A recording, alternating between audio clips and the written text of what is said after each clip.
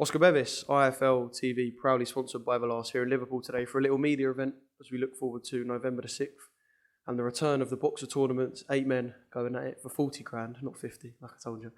40 grand in these little 3-round fights. A really interesting format. And I've got an interesting fighter in front of me, Mr. Lee Appleyard. How are you, mate? I'm good, mate. How are you? Very well, very well. Good to see you. I haven't seen you since, what was it, about a year ago when Terry fought, on one of the shows at Wembley Arena. You were looking for a big fight. You got a big fight. A lot's happened in that time. Talk to me about the last year. Yeah, obviously we were looking for a fight. Nothing were happening. Dalton fight got offered to us, so we took advantage of that straight away. And it weren't my night on that night. He were a good kid. And from there, we've had another warm-up fight, and we're here now. Yeah. In terms of that Dalton fight, I do just want to sort of recap over that because I know we haven't spoke to you since.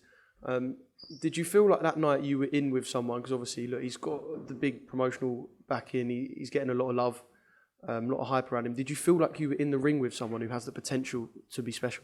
Yeah, 100%. I could tell the levels in the fight. I mean, the game plan were to basically be on the back foot, which I did for the 4 rounds. And then Stefy said, it's time to pick it up. You need to show me something. And he'd got into a rhythm. So in hindsight, I should have just probably stuck it on him from offset and not let him get into a rhythm. And the fight, not saying the result would have been different, but the fight would have been different. I'm not taking anything away from Dalton. He is a very good fighter, and I do think he'll go all the way to the top.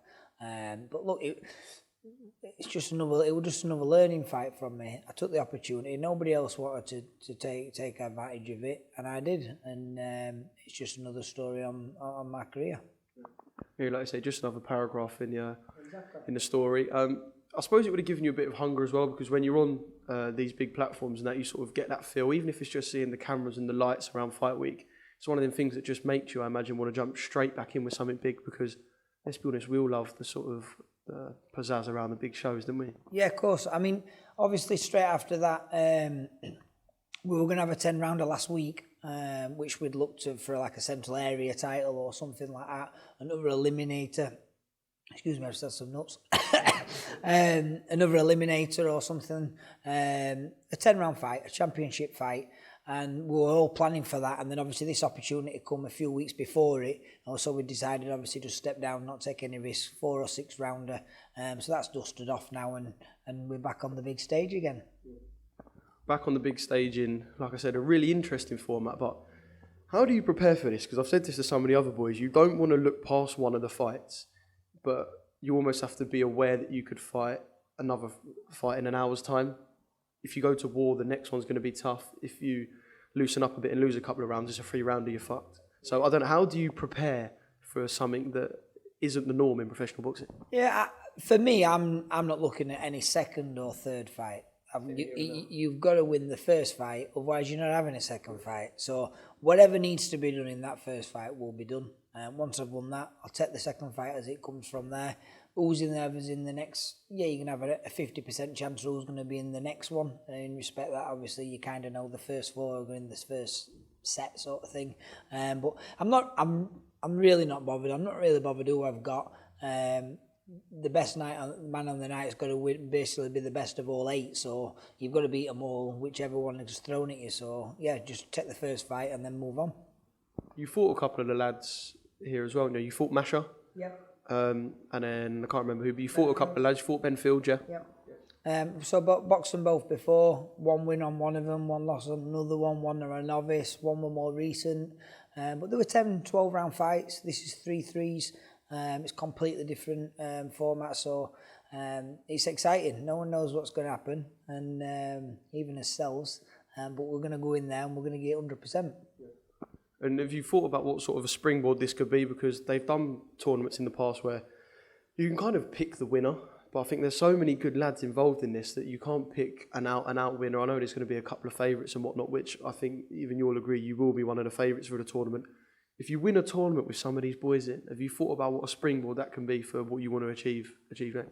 Yeah, 100%. Obviously, Sky are starting to sign all fighters now with their split, so I'm not daft. Obviously, come through it comfortably as well, which is possible. Then hopefully get a deal with Sky, and then we can look to pursue where I want to go with my career from there on. And where do you want to go in this chapter of your career? Is it sort of a British title that's the aim? Definitely British and Commonwealth. I know I can win them. There's no two ways about it.